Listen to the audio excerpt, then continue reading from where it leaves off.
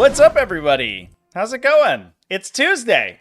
We're getting tactical once again, as we always do every Tuesday. Inky's here to probably scratch my chair while I talk. Hey, girl, you want to come visit and say hi to the stream? We're talking about Eldar today. Is that exciting? She doesn't like Eldar, so that's fair. You do want to come up? Okay, well, we'll figure it out at some point. Yeah, it's been a wild weekend for competitive Warhammer 40k. And one that has been pretty dominated by folks with pointy ears and laser guns made out of crystals. Because if you watched my video earlier today, it was supposed to come out yesterday, but we had a surprise T5SU finals that I streamed over on the Purple channel. And I talk in that one about the ridiculous overperformance of Eldar this weekend. Probably one of the most insane performances we've seen for any faction at any point in Warhammer 40k. At least in my memory, it harkens back to the days of 8th edition Space Marines, where it was like the only faction you could play competitively, realistically. Hey, girl, come visit. Whoa. There she is. Hi, kitty. So yeah, that's what we're going to be talking about a little bit today. Kind of wanted to open it up to a bit of a discussion. I think the open question, the one that's in my mind, is we're probably staring down the barrel of a errata, I would imagine a balance update post-Nova. So the first weekend of September is usually when there's a lot of data gathered by the Games Workshop team. It happens traditionally every year. Basically, Nova is like their big exposure to the competitive scene, and they get a bunch of feedback in person because they go to Nova and they talk to a bunch of people and they see a bunch of games played, and then they take that back. And usually we see erratas to like rules stuff. I would be shocked if nobody brings up the issue of I was running through this for a possible video in the future. Earlier today, eligibility to shoot is like a big problem in the core rules right now. So there's a bunch of core rules that could get updated, but I also mentioned that's when we're going to see the balance update. But that gives us, like, you know, we're probably looking down the barrel of at least 2 more weeks with the results as they are right now. And it's nuts currently because if we look at, I was just taking a look at Meta Monday's post. Oopsies, that's not what I want to do. Over on Reddit, they put some stats together. A total win rate for Eldar of 68%. Once you remove the mirror, 72%. Now, in my opinion, the win rates for other factions are actually probably not even that useful right now because Eldar is so strong currently and so widely played that it's pushing so many factions down and accruing them losses that is probably they you know may not were we to be a relatively balanced metagame would not be receiving. So the other faction win rates are they're so messed up currently just because there's this one faction that's killing everyone. But right now, Eldar at pushing up above a 70% win rate, absolutely ludicrous. So I think the question is, you know, is there a discussion to be had about banning the faction, right? Like I think that I'm always like a proponent of not doing that, but I think the statistics are showing that it's really sort of throttling 40k so far, and so unless something gets done really quickly, I think that it's gonna be really deleterious. I know, speaking just personally, like, you know, it's kind of taken the well out of the wind out of my sails. It's not that interesting to do analysis of lists and results and stuff if everything is Eldar all the time, basically, and it's always the same list. There's always a Wraith Knight. There's always, you know, some Fire Prisms and an Incarn. You're like, okay, cool. Looking at the diversity of factions, once you have an environment in which Eldar are not superior, it's really interesting and cool, and the game's super fun, but currently it's just lame. And I have a sneaking suspicion that a lot of the community's feeling that. I want a hot take on my previous comment. Heart? Daniel Holiday, hot take on your previous comment. Longtime player, won 4 out of the last 5 tournaments with Eldar. Yeah, I mean, I think that's basically what you would expect to see. If we take a look over here, just looking through the events from this past week, there were a couple upsets, but Eldar won over 50% of the events. So like Salt Lake Open, which is a 100-player major, major. 4 out of the top 5 were Eldar. Roll for Damage is 3 out of the top 5 were Eldar. CCBB 2023, 3 out of the top 5 were Eldar. Gateway Open, which is a 70-player major, 3 out of the top 5 were Eldar. Goonhammer Open, that was 50 players, I think, won by Eldar. Like, it's everywhere, you know, almost regardless of the size of the event. Smaller events, we didn't see Eldar do quite as well, but I think largely that's because, you know, the super enfranchised players who are rocking the double Wraith Knight or whatever, are less interested in going to like 20%, 30% GTs and more interested in going to the big stuff and getting free wins over there. And also, there's more of a chance that you dodge Eldar in like a 5-round event rather than a big 6 or 8-round event. But once you get to that 6+ round level, you have to play Eldar. If you want to win, that's what you do. You play Eldar. All right. A little housekeeping before we jump too far in and get stuck in the weeds. I do actually have a game after this. So it actually happened the last 2 weeks. Not really a regular thing, but if you want to continue to hang out with me after the stream is done, 7 p.m. U.S. Eastern Time, so, you know, whatever, 3-ish hours from now, I'm going to be over on the Purple channel, twitch.tv/TacticalTortoise, and I'm going to be playing against Custodes. I think I'm playing Space Marines that time, so should be fun. I actually haven't played the matchup yet, so I don't think that I'm going to be able to shoot my way out, but Space Marines always surprise me. Constantly, Gilliman just kills half my opponent's army by himself, and I'm like, wow, what a Gilliman, what a guy you are. So, we'll see if I'm able to do that. I don't know, but that'll be fun. So, no Eldar in that game. We're just gonna hang out and play some Adeptus Custodes. So, please come hang out with me after the stream over there. Otherwise, I don't think I have many other announcements to talk about. So, yeah, I think we'll dive into the discussion. Thanks everybody for coming and joining. What is an RTT? Vinterbjork asks. Yeah, it's a super weird piece of terminology. An RTT stands for a Rogue Trader Tournament. And I think it harkens back to the beginning of 40k when it was called Rogue Trader. And it was a level of competitive event that Games Workshop sort of espoused. That's kind of where the Rogue Trader Tournament versus Grand Tournament differentiation came about, and the community just sort of grabbed onto that. So an RTT is a 1-day 3-round event. So you go for a 1 day, you go to a local store. Usually it's the store next door, or it's down the street. You play 3 games in a day, and then you're done. Usually there's multiple undefeated, depending on the size, and usually like they're not like super duper competitive. They're like reasonably competitive, but it's not the most competitive thing ever.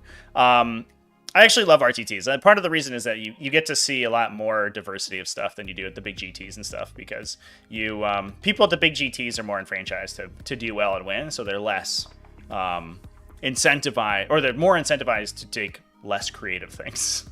So RTTs are kind of like, in my opinion, sort of they're like the lifeblood of competitive 40k, whereas the big GTs and stuff is kind of the upper echelon. So yeah, I saw some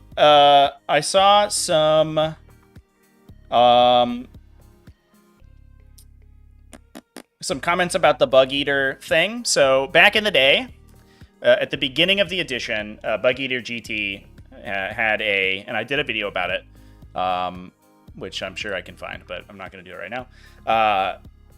It'll be on my channel from like 2 months ago, where they had announced that they were considering banning Eldar at the beginning of the edition.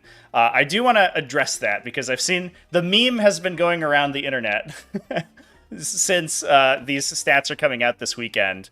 And I do think that it's a little bit of a false equivalence. The reason that the ban of Eldar from GTs in the first weekend of the edition was problematic was that we didn't have the rules for the faction. They were threatening to ban the faction based on, I think, the preview article and one data sheet. Is because we saw, I think on stream, we saw the D-Cannon datasheet, and then the preview article talks about Fate Dice. And, like, the interaction between Devastating Wounds and Fate Dice was clear, but we didn't have any points values. We didn't know at the time that like, D-Cannon weapon platforms were also doubling in points cost and being restricted to one model per team, so you can only have three of them in your army. And we didn't have any of the other faction datasheets. So it was like a wild knee-jerk reaction. So it's a total misrepresentation to compare that to, I think, people calling for the faction to be limited right now after we've seen 2 months of Eldar beating people up. And we've also been through 2 erratas for Eldar as well. They've been nerfed twice so far, and the faction's still strong. Were I to call, well, I think were somebody to call for a ban, before release or in the first week of release or even the first 2 weeks of release, I think that would have been premature. I think that 2 months after the fact, I think it's totally reasonable. So yeah, I mean, the meme is funny. I do appreciate that, but I do think that it was unreasonable to call for it before even seeing the index be released, which is a little wild. They're gonna buff Admac. I hope they buff Admac. Actually, does Admac need too many buffs? Admac, man, they need like rad cohort. The rad cohort ability needs to do something else. Largely, there's like a meme that I hate Admac, and largely part of it's that Admac, at least traditionally, was like really straightforward, just like a static gun line, and that's just not an interesting archetype. But also, it was because no one played it because it was tail end of 8th edition through early 9th. 6-plane Admac was the strongest army in 40k for like 2 years. And no one played it. It was wild. Partially because it was really like physically expensive to buy, but it was like unbeatably strong from the release of Psychic Awakening all the way through the airplane nerfs after the Orc Codex came out. It was the strongest list in 40k. Like nothing could stop that list. And just like everybody just nobody played it. Whatever. But I have videos on this channel. I have live streams recorded of like what that list could do, and it was absolutely nuts. It would beat Eldar armies by move blocking them in their deployment zone. So that was I don't hate Admech like as an idea, but I do hate that list. Dick search for Dark Eldar. On a more serious note, do you think Warhammer Tournaments would be better with large cash prizes? My opinion is no. Ryan G, thanks for the super chat, man. Dick's out for Dark Eldar. We do have some Dark Eldar to talk about today. If we start diving into some lists, Scari's actually back on Dark Eldar and did pretty well with them this weekend, so we could talk about some Dark Eldar if we want to. Do I think that Warhammer Tournaments would be better with a large cash prize? No, I don't think so. I don't think so. And if you watch my interview with the Frontline Gaming team, we had that same discussion, and I think we were sort of the same opinion. I think that there are other incentives to win in 40k. I mean, a lot of people just do it for the bragging rights, right? Like, the game's expensive enough to play that you can't really do it as a money-making opportunity anyway. So people are in it for, like, the clout. There's also, there's financial incentives for doing well because, like, people are selling coaching and people are having YouTube channels and all that stuff. So there's certainly incentive to win. I don't think that a big cash prize makes it any better. And I think you just start to accrue the people who are kind of like, I don't know, who just see dollar signs, right? Rather than actually like playing the game for the love of the game. And I think that's a little bit problematic.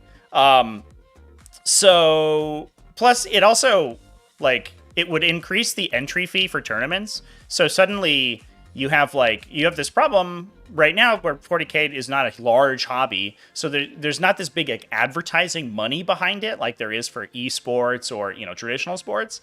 So they can, those sports can pull from these huge advertisers in order to fund a big cash prize. So they can keep their barrier to entry relatively low, whereas a tournament doesn't have that in the background. Like, they might get a little bit from sponsors, but usually what happens is that the prize pool for a tournament gets pulled from sponsored donations. And so you'll have, like, you know, maybe a couple grand in prize support, mostly in product, in exchange for advertising, but you're not like cutting a huge check to a tournament. So that if you were to run a cash prize, the tournament would have to take that out of their pocket, which means their entry fee, their entry fee would be way higher. It would be super tough to get into a tournament, and it would just not work out very well.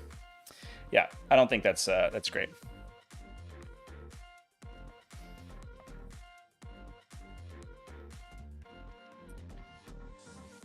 How about them Chaos Demons? A lot of Chaos Demons this weekend, too, for sure. Is the move block Admac list a bunch of chickens? No, it was 6 airplanes. It was 6 airplanes, and their bases, if you haven't seen an Archaeopter before, the Archaeopter base is the one that Knights come on. So their bases are so large that with their engagement range, you could block like a 3-foot square section of the table. And so you could actually just entirely stop people from moving. Do you think all of the top 5 armies need a nerf? What would help the current meta? I don't. I think the top 3 armies probably need a nerf. I don't think the top 5 necessarily. I think Genestealer Cult have been kind of put in their place. It might be that they, like, if we knock down the top dog, then the other stuff starts to rise up to the top. So maybe they need like a little something. Probably like a slight points increase, honestly, for hybrids. Custodies and Necrons, I think, need like a love tap. Like Custodies, you can also probably points increase some stuff and maybe limit their fights first effectiveness. Necrons, I think you have to like rework some of the units. The Cryptothralls are like ridiculous, and the Catan Shard's silly. But other than that, I don't think the other stuff really needs to be hit that too hard. But mostly, I mean, that stuff is certainly going to be the best once Eldar gets knocked off. But the gap between Custodies and Necrons and like Imperial Knights and those armies, and then the next level down is monumentally smaller than the gap between those armies and Eldar is right now. So I don't think at this stage it would be that we need to see too many changes to them.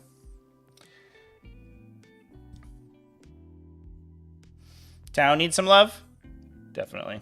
Although Tau's of the bad factions of the game, Tau's doing the best. if you consider like Tau and Death Guard and Adeptus Sororitas and those armies like way at the bottom, Tau's they're pulling their weight. They're trying. At least they're going X and 1 pretty consistently. The same can't be said for Sisters or Admac or Death Guard.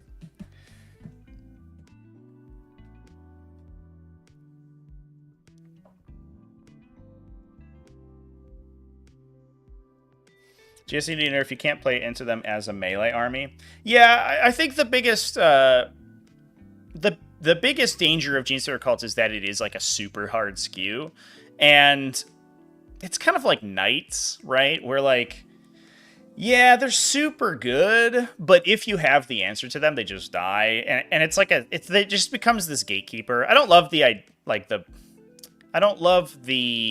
idea of an army like that. I don't like it conceptually, but I think that, in a game like 40k that's as expansive as it is, and that wants to furnish as many play styles as 40k does, you have to have them eventually, right? Like, there is going to be an army that runs a lot of vehicles. There is going to be an army that runs a lot of dude guys. And Genestealer Cult are just on the dude guy side of that equation. Which means that, like, in the current incarnation, they're basically like the infantry version of Imperial Knights, where they just push one playstyle as hard as they possibly can. And I mean, it sucks for the people caught in the middle that can't deal with one or the other. But most factions aren't bereft of answers to both of them, if that makes sense. How would I buff Drukhari if I had free reign?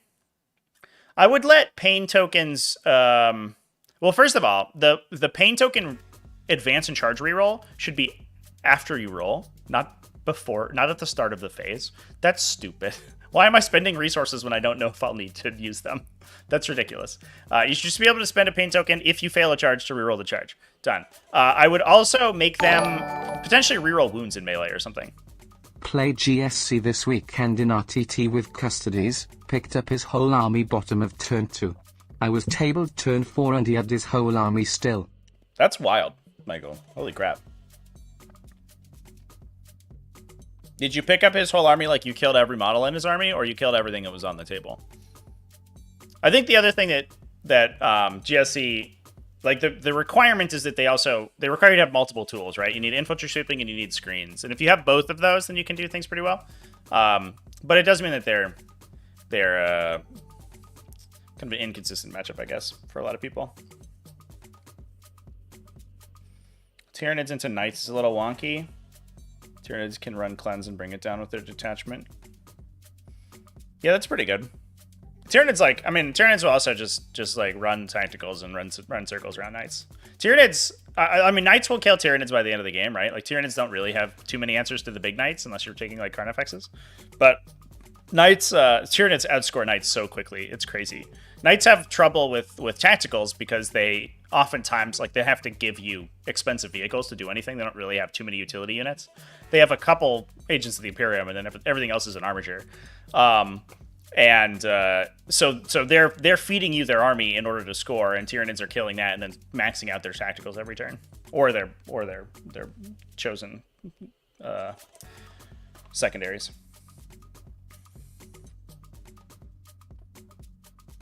Make a pain token give you +1 charge and reroll. Yeah, it like spending the pain tokens before your advances and charges is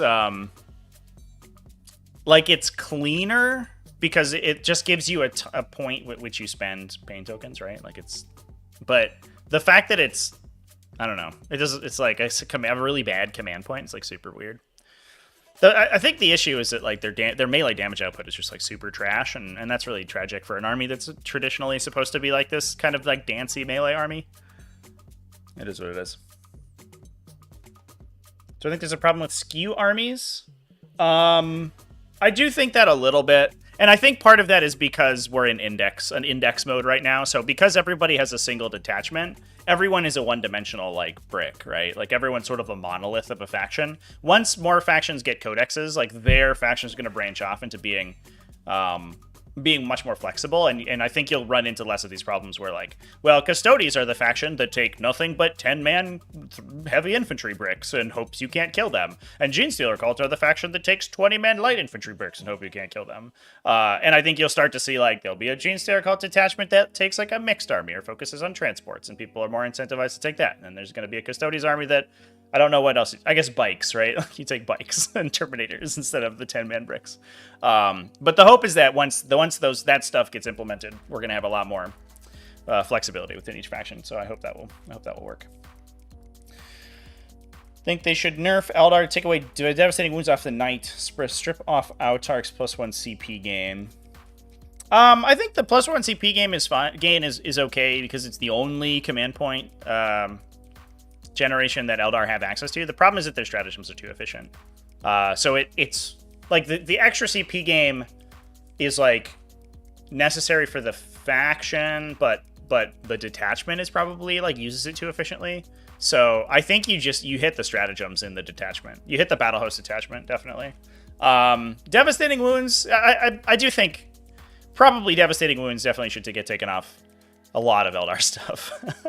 Maybe it's okay on like the Night Spinner. It's even a little bit silly there, but it's kind of crazy that it's on all of their like big damage weapons. You could probably cut it. You probably cut it off the D weapons, honestly. It's probably fine.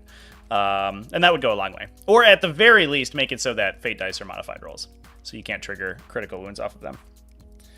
What is the reason for Votan being the worst army in terms of win rate? Are they that bad? Yeah, they are. Yeah, I've talked about it previously. Leagues of Votan right now have a ton of anti-synergy within their own index, like to a ludicrous amount. Like it was pretty clear that whoever designed, it was like It was probably like the last index that they did, and it was like 4:30 p.m. on a Friday, and they just had to print it and send it. So they added a +1 to hit effect and judgment tokens in order to prevent that from being too strong. They then reduced the ballistic skill of everything in the army. But what they didn't do is then commensurately increase the power of their weapons to make up for the fact that they no longer had a Gene Rot Might effect from the previous Judgment Token mechanic. So they took like 9th edition datasheets, transposed them into 10th edition without changing anything, but rewrote all the rules that made those datasheets work. Also, opinion on the new Space Marine box set? The new Space Marine box set. Is this the Vanguard one? There's like a Vanguard one that that is like a combat patrol, but it's more expensive, right? Is that what we're talking about? I'm gonna honestly, and maybe this is. Oh yeah, I think I have it here. This is maybe like on me a little bit, but I don't pay too much attention to like new release, especially like box set stuff, because I don't usually buy them. But yeah, it's just half of the Shadow Spear box, but costs like almost as much as a new Shadow Spear box, right? From when it was released. Yeah. Little too much. I mean, the box itself, if you're looking for an opinion on the actual contents, I mean, I think it's fine. Suppressors are okay because of Deep Strike. Eliminators are good. Infiltrators are obviously good. Like, you should probably have 1 to 2 in every Space Marine army. The Lieutenant's not that great, but whatever. Who cares? It is unfortunate that it's just a repackaging of an existing box, but like more expensive for literally no reason, which is not amazing. Yeah, but discussing Leagues of Votan momentarily here. They have weak weapons because all of their weapons previously were like these mid-range weapons that were okay when you were shooting them normally, but then the idea was that you were gonna stack judgment tokens on somebody and your weapons were gonna get super consistent in the late game. They didn't update any of their profiles to make up for the fact that they didn't have that level of consistency anymore. And then they basically made the entire army predicated on getting +1 to hit effects, but made none of those effects stack. So you're just less accurate than you were in last edition without getting anything back for it. And then kept all their points values the same. So it's like you just took every single datasheet in the codex and made it worse significantly, and they didn't do anything else. Okay. Really what they need to do, at the very least, they need like massive points cuts, because right now their whole army ability is predicated on their models being destroyed to generate judgment tokens, but all their models are really expensive. So that's no good. And they also don't really do any damage. So you kind of want to be able to horde mode them, but you can't. And then they also need to, the judgment token effect needs to increase your ballistic skill, not give you +1 to hit. So it stacks with things like the Brokir Thunderkin's ability, and it stacks with heavy weapons. Because then you can get your ballistic skill down to a 2+ if you jump through a bunch of hoops to do it, and I think that makes the faction more interesting. Because they also don't have any rerolls. It's not like too bad of a fix, but they definitely need like a real tune-up. It's not great. I would love to see them just get stuck in and like, you know, just give a bunch of weapons like +1 strength and +1 AP too.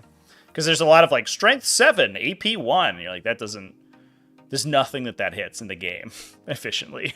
Like, everything's in cover. AP 1 means AP 0. It's the same, basically. Strength 7 doesn't hit any vehicles anymore. It used to hit half the vehicles of the game. Now it hits no vehicles whatsoever. A lot of heavy infantry is T7 now, so it wins a lot of stuff on 4s. And it's low accuracy, low volume, so it's just like really bad. Ooh, boy.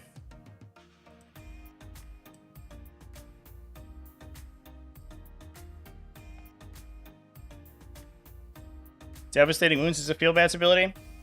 Yeah, I kind of wish that the more I think about it, the more I think the real problematic part of Devastating Wounds is the fact that the mortal wounds split. I think that's honestly that's probably the issue. You make a weapon that is a good anti-tank weapon, and if you add Devastating Wounds to it, you make it a good anti-infantry weapon as well. It's like too much of a catch-all. So I know that there were some events that were proposing that the ability to split Devastating Wounds get capped, so you can deal like split devastating wounds up to 6 or something. So if you shot somebody with a Wraith Cannon, you devastated it, and you rolled a 11 for damage, they would only take 6 mortals. That gets like really awkward to implement. I kind of wish devastating wounds was just like, you don't get a saving throw. That would probably be fine. Honestly, that's what it is most of the time. It's just the situations where you have like 20 models and one devastating wound from a railgun kills the entire unit, and you're like, all right, this gun's not supposed to be good at shooting 20 models, but there it goes, I guess. It's kind of a clean ability right now, but it's not that good.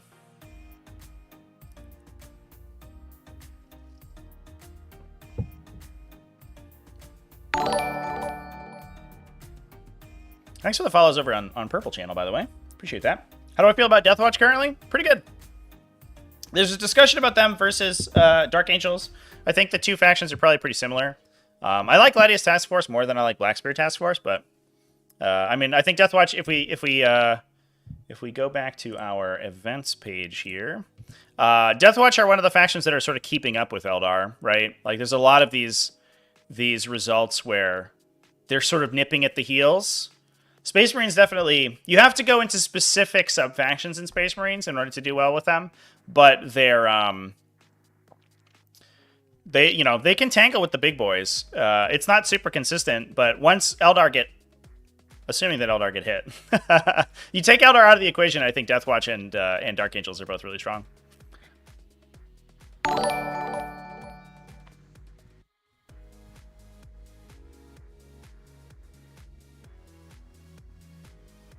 Instead of banning Eldar, let's make separate tournaments for Eldar players to play mirror matches. Oh my god. For sure, Chad. Yeah, you guys can play in your own tournament. Eldar will win it, but you could leave that off the rest of us.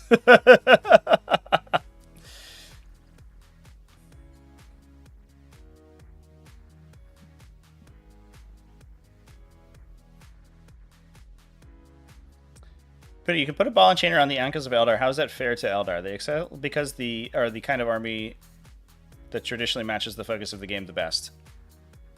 That's an interesting comment, chat. Because like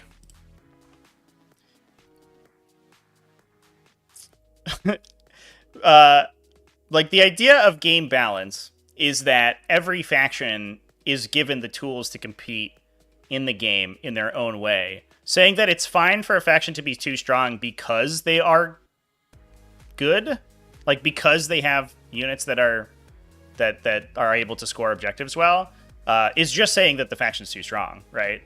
So you have to limit the effectiveness or increase the cost of those units that are making the faction too strong.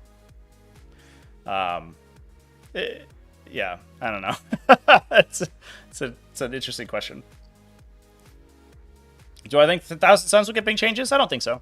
There's the potential, but I wouldn't expect it. Thousand Suns are good, but they're not like unbeatably phenomenal. They win a couple of tournaments right here and there, but they're not like crazy good. They're definitely like, you know, they're in like they're fighting with Custodians and Necrons, but I don't think they're quite on that level. They're like an Imperial Knight sort of. Minus 10 points for Eldar every game? Maybe. Hello. Just wanted your thoughts on armies not taking base infantry. Don't see SSM take legionaries or Eldar and Guardians. Kinda miss the troops tax. Yeah, it depends on the army that you're talking about, right? Because I think that the issue doesn't fall with the data, with the like battlefield role. It falls with the datasheet itself.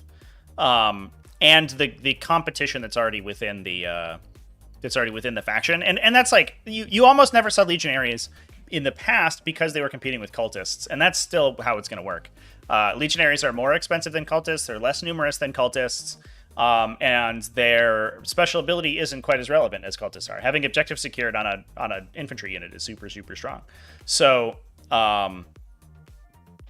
I think like those, and the same thing for Guardians, right? Like now that Strands of Fate has been nerfed, Guardians were designed, we should remember, in an environment in which you could Strands of Fate any role at any time.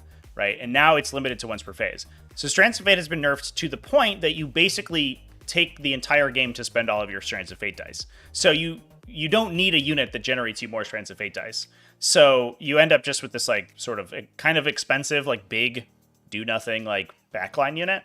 And it's good to protect your Farseers, and that's about all they get out of it. And you get a Bright Lance, I guess.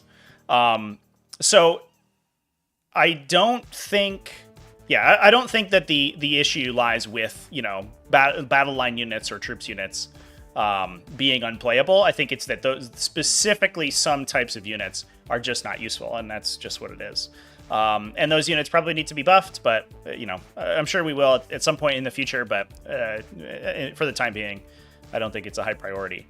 And the same goes for every faction, right? Like Genestealer Cults take their battle line units in droves to the point that they don't take anything else besides battle line units because theirs are so good and are so synergistic with the army. Adeptus Custodes are the same way.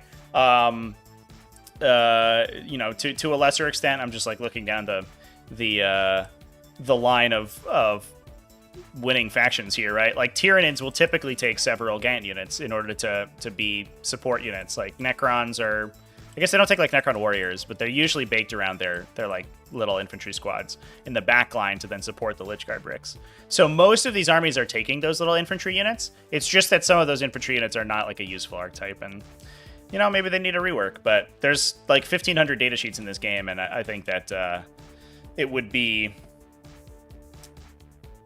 I don't know if we're gonna get to all of them, at least in the not too distant future. So some of them are gonna lie fallow for the time being, and then you know, they'll get updated sometime in the future. Thousand Suns are a good example. We got some Thousand Suns here. Those guys take Rubric Marines all day, every day. They could be taking nothing but Scarab called Terminators, but no, Rubric Marines are where it's at. It's just a good unit with a good ability. Forge Fiends seem like they're getting permanent nerfs. That would surprise me, honestly. If anything, if I expected anything to get a nerf in Chaos Space Marines, it would be Obliterators, I think. Not Forge Fiends.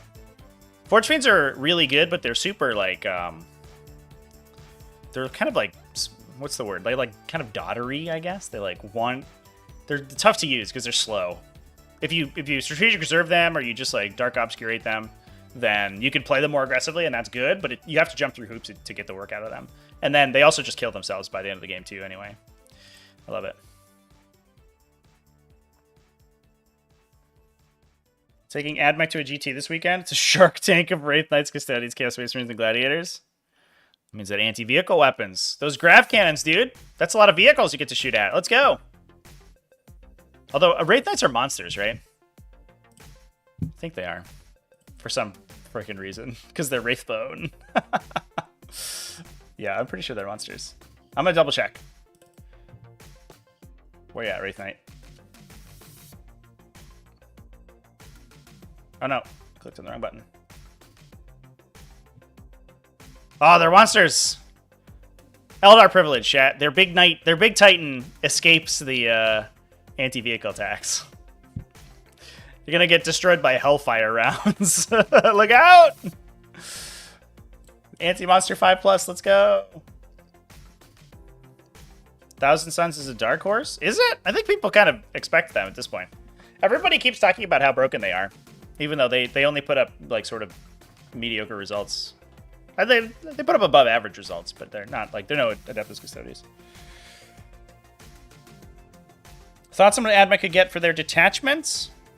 I think we have to see more examples of what detachments look like before I prognosticate too much. Because I think there's, to some extent, there's probably like, everybody gets a vehicle detachment, and everyone gets an infantry detachment, and everyone gets a character detachment or whatever. But I think there's also the possibility that everyone gets like super fluffy detachments that are based on like the lore, which I could not tell you about. So I don't know. We'll see. Like, you know, Tau got Cao Yan, right? So they're also for sure going to get a Montcad detachment, right? That makes them better in the early game.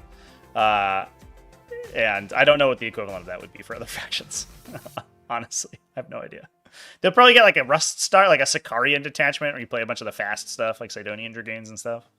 And they'll probably get like a tank detachment. That'd be cool. But we'll have to see.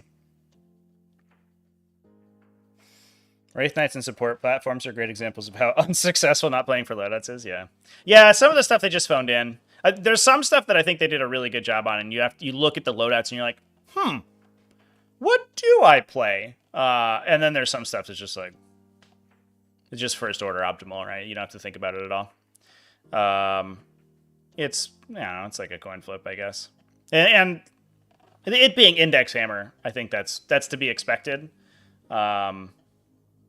Because again, there's like a million data sheets. So the fact that they, some of the numbers were not crunched quite as well on some data sheets is to be expected. Hopefully they get updated when the codex comes out.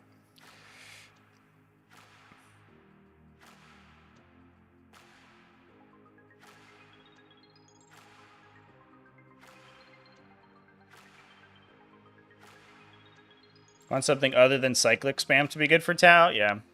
Honestly, I'm hoping for points cuts on like breacher teams and stuff. That's a unit archetype I really love the idea of, and they're just so expensive.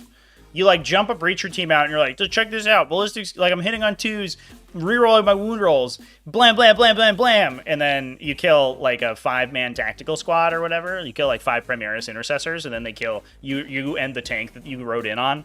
And you're like, oh, that was 200 points. So that's the same for a lot of the vehicle units. I think you could do the same with like Death Guard. You could make Plague Marines really cheap, and like Plague Marine Rhino Rushes would be really good. But they have to push those infantry units like super. They have to depress their points value pretty hard. I kind of wish that there was a mechanic by which you could like assign a dedicated transport to a unit and get a discount on the dedicated transport. So you're not just incentivized to like spam the unit itself, but the unit and the transport costs less than their component parts. That would be kind of cool. Maybe we'll get that in the future. Any surprises from the art of our tier list? I haven't looked at it, to be honest. I don't. I try not to look too much at other people's tier lists, because when I do my own tier list, I don't really want to be like super, like biased.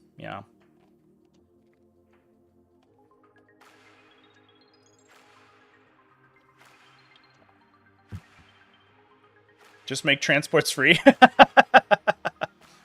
We've already made their hunter killer and Havoc missile launchers free. Let's make the transport free itself. Free devilfish for everyone. That'd be good.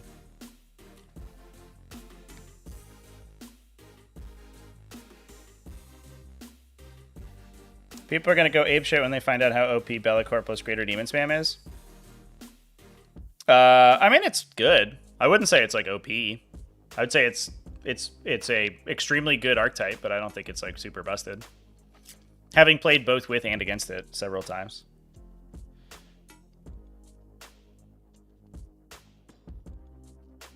All right, chat. So should we dive into some lists while we're discussing this? I mean, we've talked about Eldar for this entire thing, right?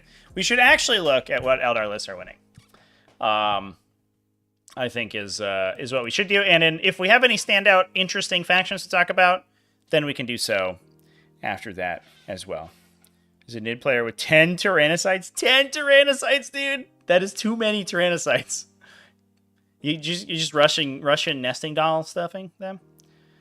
Are we ever gonna get cards for Forge World? Unlikely, I think. Like a printed card version. I don't know. I wouldn't hold my breath. The Forge World stuff is like dubiously supported anyway. That stuff is all out of date by like 2 years after release anyway. All right, let's go to the Salt Lake Open, chat. Ben Jurek taking it down with Eldar. I think the drinking game for this episode is going to be how many of these Eldar lists are almost identically the same, like within like 200 points of each other. Does Tau beat a Bellicore Greater Demon Spam this weekend? 88-70. Yeah, it does. Tau being like high volume. Look at Ryan Verbeck's list. If you watched my video this weekend, chat, you would have known that I already have. So could watch my video from this morning. There are Carnifex in that list. Yeah. So the question here is how many of these are they going to be the same? Oh yeah, but also Tau being like high volume, low AP is like really good into demons. Anything that's like a billion kind of like mid strength shots is like super good at killing demons. Those guys hate it when you're like, oh, I'm AP 1. Their team's like, well, great, I don't get covered, and I'm on my invuln anyway, so I'm gonna get killed, I guess. Ripperonis. A Black Templar player who plays 5th running all captains and turrets? I didn't see that. That's funny.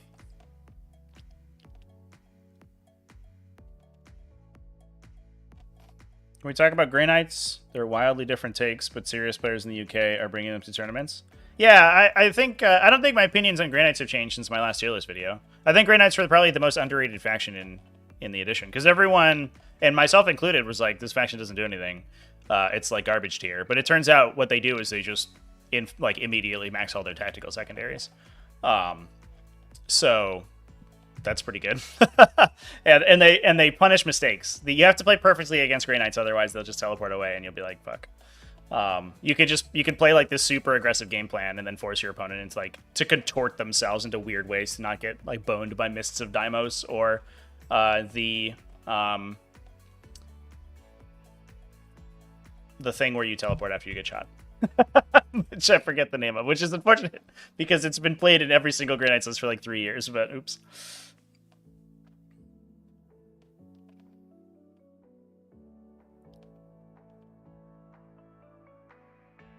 I mean, yeah, underrated in that the faction has tools, I think, chat. Looking at win rates right now is, so weird. Just because Eldar's, killing everyone.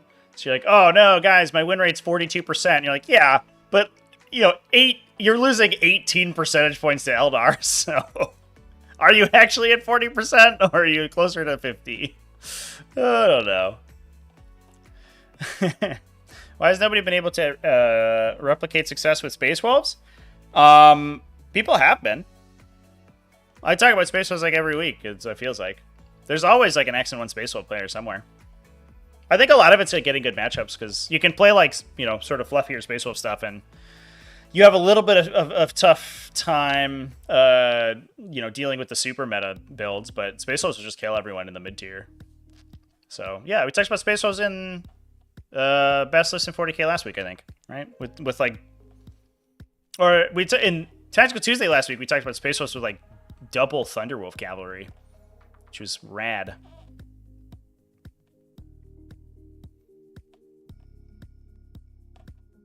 All right. So this list is running double Fire Prism, double Night Spinner, Shady Specters, Hornet Warwalker, Spiders, 1 Wraith Knight.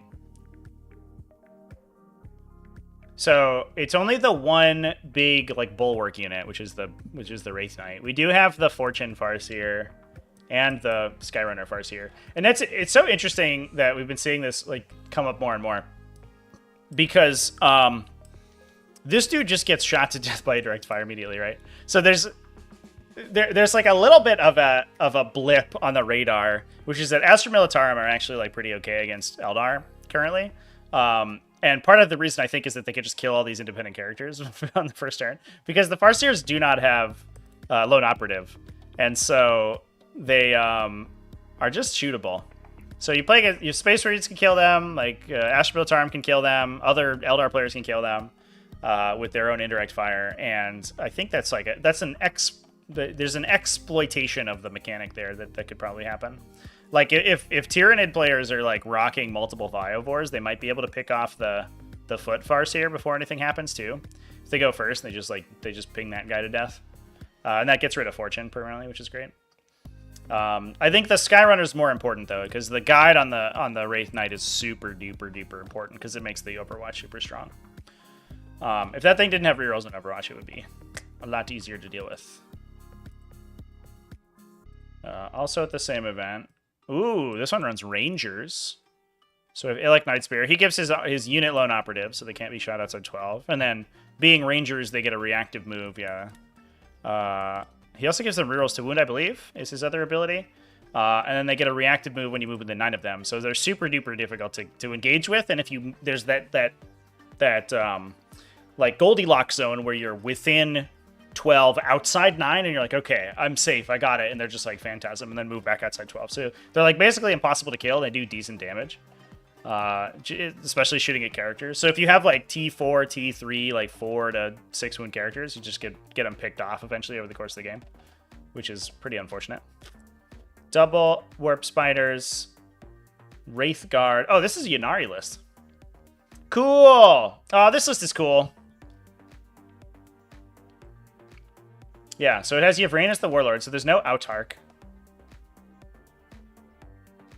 And then the big main unit is Wraith Guard, and then there's 2 units of Beastmasters, which just have 1 billion wounds. The Razorwing Flux, I think, are 4 wounds apiece, so that's 12. The Chimerae are, they have a Feel No Pain, I think. Is that right? And have a bunch of wounds, and then it's all relatively fast. Some Cavalite Warriors, Mandrakes for forward deploy, 1 Raider, triple Ravager. This list is very technical. This is actually kind of a sweet list. I'm glad this one, glad we looked at that one. That's good. That's some creativity. I appreciate that.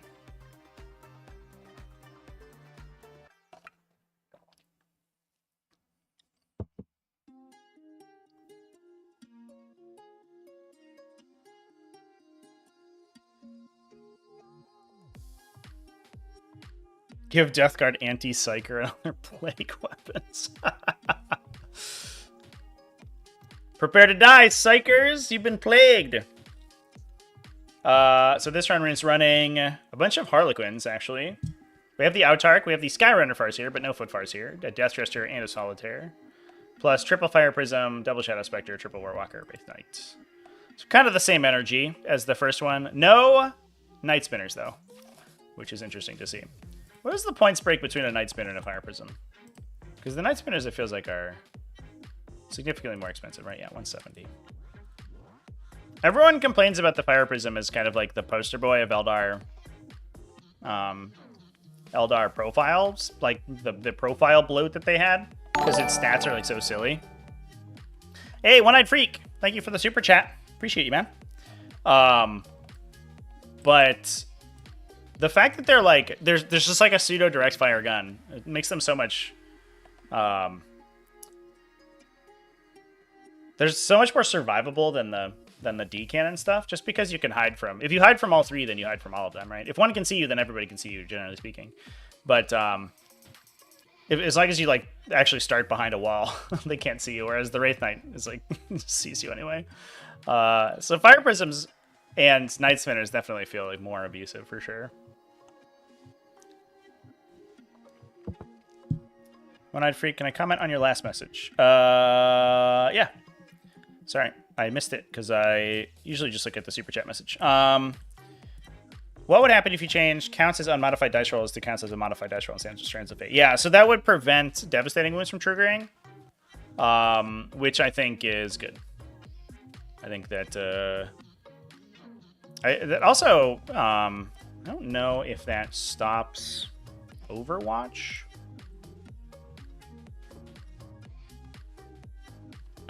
Because I think you have to roll unmodified hit rolls of 6. Yeah, so you would also not be able to Strands of Fate Overwatch shots into hits.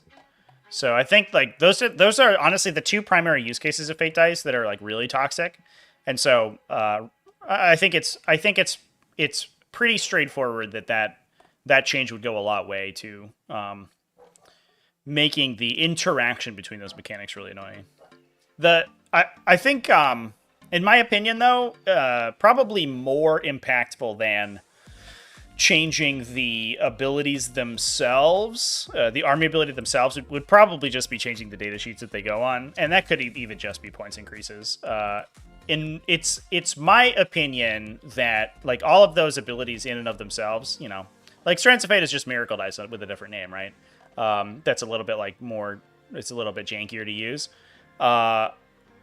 And I don't think that, and Devastating Wounds is like the same way, right? Where it's a super strong mechanic. That's sort of obnoxious, but I don't think that it in of itself is necessarily like wildly overpowered. I think the problem is that they're compacting all of them together on a single data sheet. So you look at like a Wraith Knight, and it has the Fate dice, and it has the Devastating Wounds, and it has like towering, right? And so you take like 3 levels of broken mechanics, you put them on one data sheet, and that's what becomes really broken. But like Fate dicing a like Fire Prism gun is like, all right, you're like full rerolling anyway. Like you would probably would have probably would have hit and wounded regardless. I don't know if that's that big of a deal. So I definitely think that looking at those mechanics and potentially changing the data sheets themselves so that they don't necessarily compound all that stuff with devastating wounds as well, especially on the wraith weapons, is where I think things like sort of spiral out of control. But if you want changing Strands of Fate, I think would go a long way. If you took devastating wounds off a lot of the Eldar weapons, I don't think that it wouldn't be bad for sure.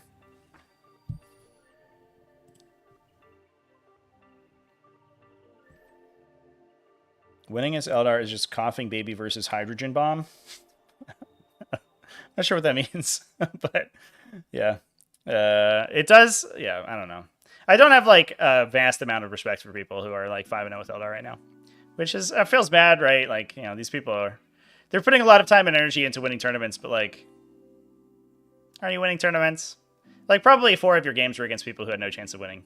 So is that like you probably won the finals in a mirror match? Good for you. I'm glad that you won the Eldar finals. You're good at the Eldar mirror match. Solid, good stuff. All right, so we looked at this one. Nope, no, we didn't.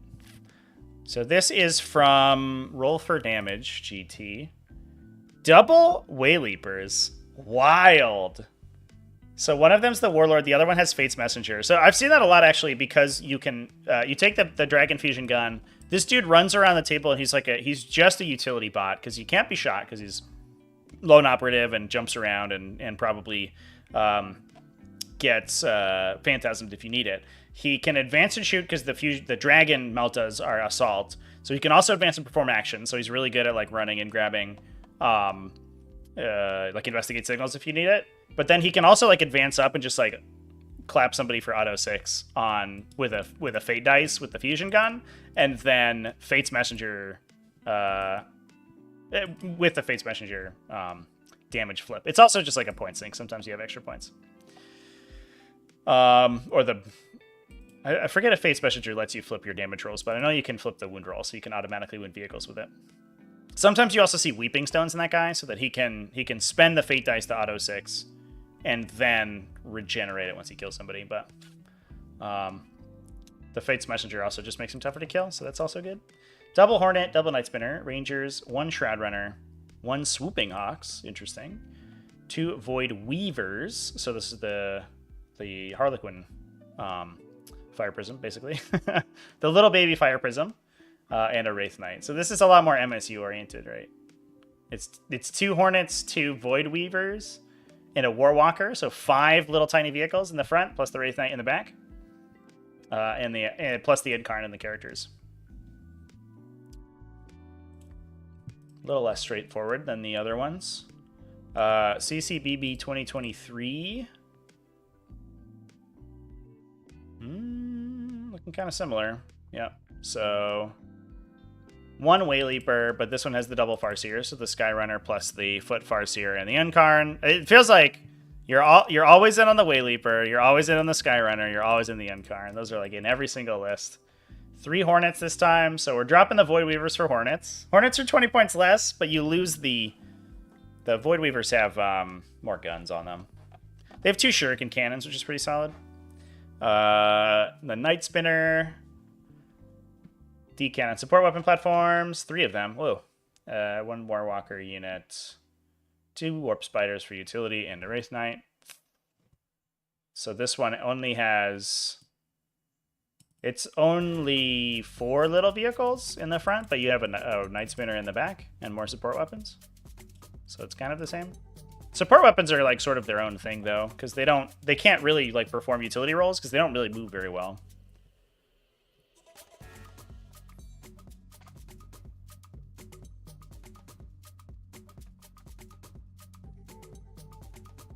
I feel like army-wide reroll to hit and wound is worse than Fate dice. It depends on which profile you're looking at. I do... I agree with you on everything that doesn't have devastating wounds. Like in my opinion, the real problematic parts of the faction are the are the Death Stars. So like the Wraith Knight with all of the Farseer support, or the Wraith Guard with all the Farseer support. And that stuff doesn't make good use of the reroll. The MSU builds, like, that just get super consistently out of the, like, hyper consistent out of rerolls is pretty strong.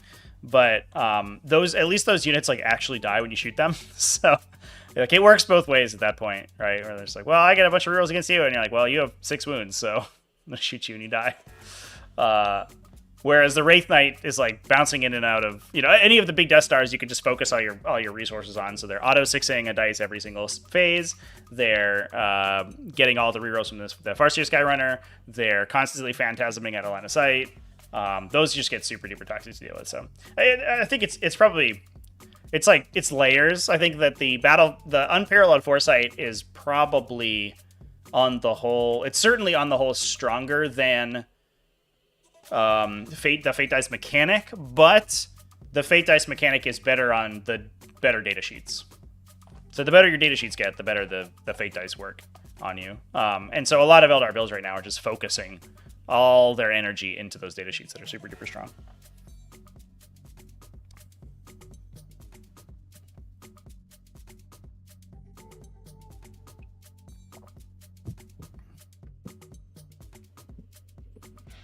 Feel bad for Eldar purists who stuck with them multiple editions to see their faction win rate get thrown out of whack by the same list over and over. I mean, yeah. But also, Eldar have never been bad, so like, if you chose Eldar as your, like, this is my faction that I'm gonna play forever, you made a good decision, because that faction has been fucking sick for every edition of 40k, as far as I know. They were good in 8th edition. They were super busted in 8th edition. They were super busted in 9th edition. I guess, like, early 9th edition, they weren't as good, but there was, like, a phase where they played double links, and it was really solid. Yeah, so I don't remember a significant period where Eldar weren't one of the best factions in the game. But that could be personal bias. It's just post 9th edition Codex. They've been just like super duper dominant.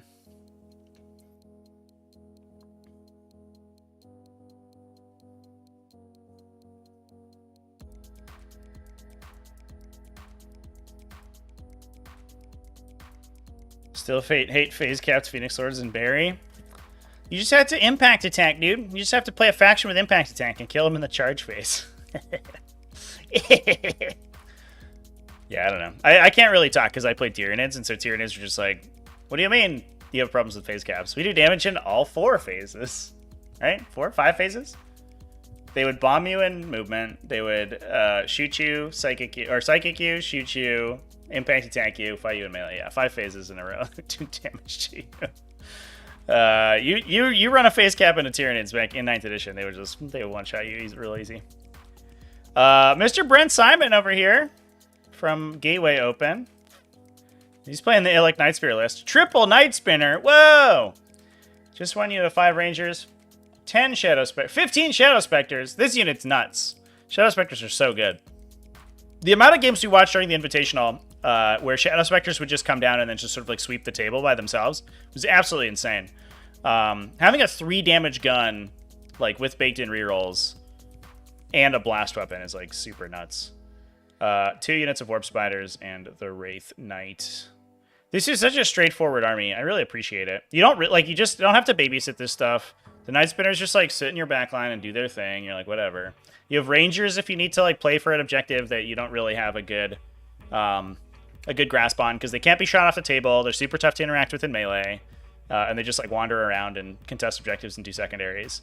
And then you just have a ton of utility units. The Shadow Spectres and the Warp Spiders are all ridiculously strong utility units, and then the Wraith Knight is where all your focus goes. Yeah, that list is super straightforward. That's like one of the scariest I've seen, I think, for sure, out of the faction. The other one I think is the double like brick list. This one is running Inari. Hey, we got an undefeated Inari list at Goonhammer. That's cute. I almost went to Goonhammer, by the way. A couple weeks ago, I was like, I kind of want to play a GT. And I was looking at GTs I could get to reasonably, and Goonhammer's on the list. I didn't make it though, and I'm kind of glad I didn't, honestly. given how the game ended up this weekend.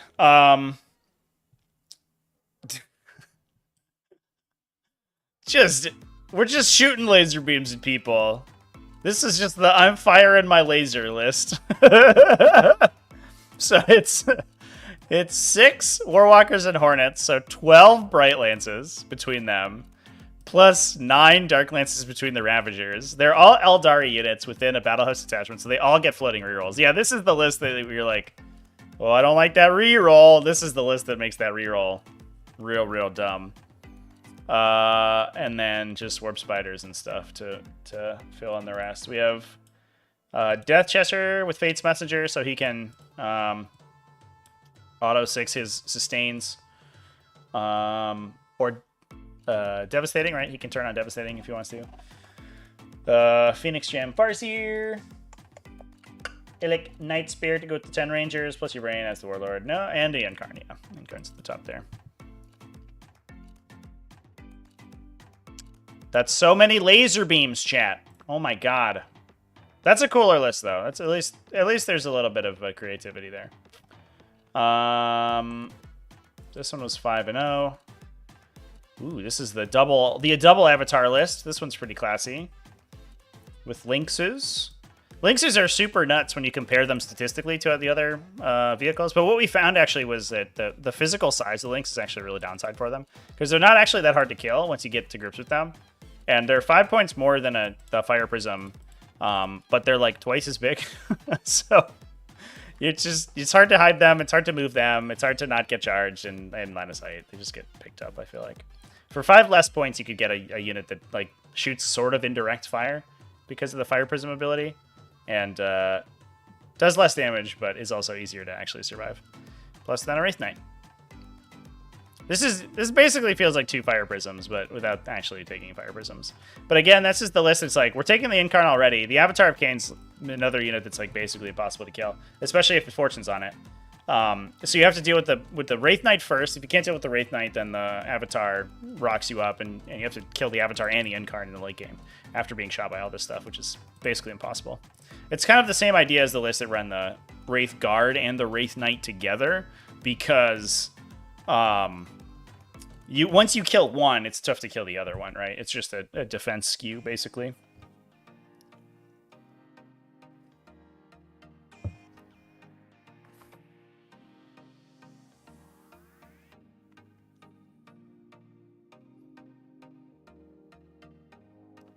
Like how GW said they got rid of the psychic phase to stop field bans from no interaction, then made it so you can't interact with the new magic in any way, and it's broken.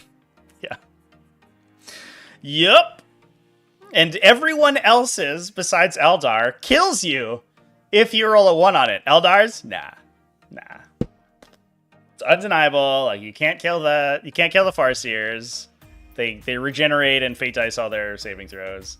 And they don't have any ill effects for failing it, unlike every other Psyker. If the Farseers blew themselves up for failing their Psychic checks, I would feel a little bit better about it. But the fact that they're like, oh, guide, I failed it, that's okay, I'll try again next turn. And you're like...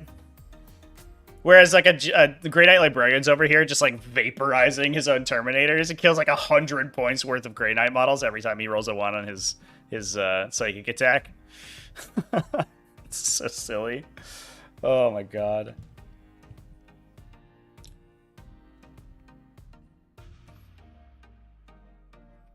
Guy in your local meta is running 2 Lynxes instead of a Wraith Knight. The one thing I will say the Lynxes do pretty well is they like if they have a movement line, they don't need to like do weird flyover stuff. They alpha strike a little bit better because their movement is so like insanely fast, right? Because they advance 22 and then shoot, if I remember correctly. So they just bounce around a corner and just like laser beam you in the face. It's super tough to hide from them. But the Wraith Knight just sees over walls, so it just does whatever it wants.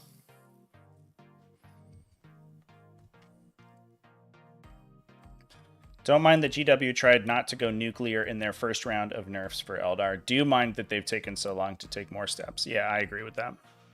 And, I mean, I think that for the first quarter after the index release, they definitely could have gone faster, right? Like, they probably should have done, like, monthly roundups rather than, like, just do They were like, here's a nerf and a hot fix, and then we're done. And you're like, well, there's still problems. There's like core mechanical problems in the game. There's clearly balance problems in the game. There's like problems with datasheets still. I think there's like some issues with the tactical objectives that could get repaired as well. And I think, everyone's naive not to expect that to be the case, right? For a new edition, right? That's going to happen. But you can also then understand if they want to make rapid changes for a while. And I think that would have gone a long way. Sort of done a ton of the legwork, whereas now they've like dug themselves into this hole where they have to. We've got a super entrenched metagame that's basically solved that they then have to like pull apart, which is going to be tough. I think it's going to be more difficult to do now than it would have been a couple weeks ago. But whatever. It is what it is. I also understand the other side where they don't want to like just confuse people, especially if you're not. One thing that we have to keep in mind, being people who I assume, I don't want to speak for the whole chat room here, but I assume that if you're watching my weekly series, you're probably relatively competitively oriented.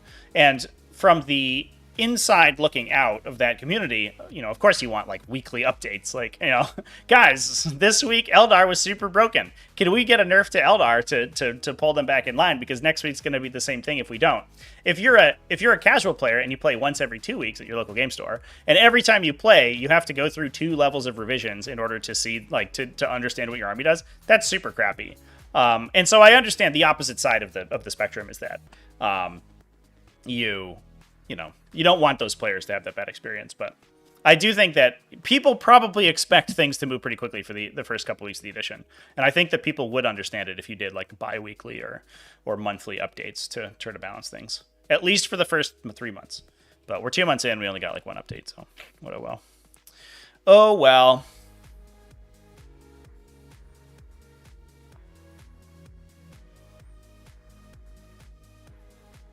Watching sort of said VR. Inky isn't jumping out at you. Yeah, Inky's been like kind of high energy today. Where'd she go? Oh, she went to go eat food. Yeah, she's been kind of up in my face all day today. Quarterly updates will be okay for most of the time. It's the period after a new book or book comes out that rules in the new product need extra attention. Yeah, I agree. And I think like, a codex, right? Like you could probably fix a lot of problems with like the glaring problems in a codex 2 weeks or so after it releases, right? So like drop a codex, throw it into the environment, it messes something up, something's probably broken. 2 weeks later, you slap a hotfix on it, and then you wait 3 months for the next thing to happen. And I think if they continue with that cycle of balance, it's going to be good. But if they release a codex and it's broken and they wait 3 months for the next balance update, it's going to be really bad. So I'm a little bit worried that they ostensibly are doing faster balance updates in this edition, more so than they were in the previous edition. But I am worried that they're going to stick to those, at least based on current evidence. They're going to stick to those more religiously than they did in the past, which means that there is a potential that we see like codexes that are broken for longer than they would have been in 9th edition. But it also depends on whether or not the codexes are going to be broken. Who knows? Who knows what codexes even look like in this edition? They might have no rules in them. They might have 2 detachments and nothing else. I don't know. The bigger problem is how did large balance problems slip through the playtesting cycle to begin with? Yeah, what playtesting cycle? That's the question. I don't know. There's always the adage, like, playtesters always feel like their feedback's not being heard, and the publisher always feels like the playtesters didn't tell them enough, and it's like a he said, she said kind of thing. I do think the Eldar index is particularly egregious, but I also have to imagine that it's probably the same thing that happened to Leagues of Votan, but on the opposite spectrum, right? So I have a sneaking suspicion that they spent a lot of time on stuff like Tyranids and Space Marines and all the Space Marine chapters, because those were the first codexes coming out, and they wanted to like get those really right, and then they can build off of them with codex releases. And there were other factions that they probably took more time to... Think you can open the door back there? Inky, you got this. I believe in you, girl. Nope. Too hard. Too difficult. But then there's other codexes that they probably didn't have as much time to put into, creating, balancing them properly. And so they ended up with this. On Leagues of Votan, they like printed the rules and shipped them out, didn't change anything, made it garbage. In Eldar, they made a bunch of rules that were like, these are cool and fluffy, and we transposed effects. Like there's a clear transposition of mechanics from 9th edition to 10th edition, where things that had the sniper rule, where on a unmodified wound roll of 6, you take 1 mortal wound in addition to normal damage. They just added devastating wounds to everything that had that previously, and they like clearly just like printed that on a bunch of Eldar data sheets. We're like, this is fine. We made some fluffy mechanics for them, print it and ship it without really doing anything about it. And you got to see both ends of the spectrum, right? Where you have Leagues of Votan, which is a faction that like functionally doesn't work on like a fundamental level, and then you have Eldar, which is a faction that works way too well on a fundamental level. And I think it was just probably too much content for the design team, which I don't think is a lot of people on the development team, to be able to balance everything. And I think. It's probably that they don't really have a long enough cycle for playtesting to catch everything. I don't know. To catch everything to, quick enough for it to get totally reworked. I guess is what I'm trying to say. These are cool and fluffy. Let me tell you, it's pretty warm these days over here where I'm at. And so Inky with her massive fur coat is anything but cool. She is a high temperature kitty cat.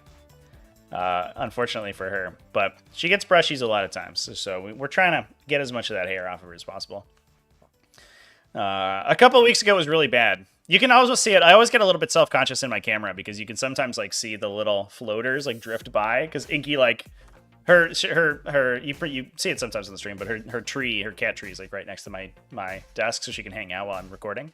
And so she scratches or she rolls around or something, and the hair just like floats across my camera lens, and I always get a little bit worried about it. All right. We're looking at it. This is an Eldar list. So this one's interesting because it's all vehicles. It's like all vehicles all the time. No Wraith Knights, I don't think. Through triple Fire Prism, double Hornet, double Night Spinner, double Support Weapon, triple War Wonker, double Warp Spiders, no big guy. So this is another sort of MSU. So I guess it's the big events that you see. It seems like the Wraith Knights are kind of dominant, and I think it's pretty apparent that the Wraith Knights are the superior build. What faction does Inky play? Chaos Demons, for sure. For sure, 100% Chaos Demons. She is not only a creature of shadow, but she is also an agent of chaos.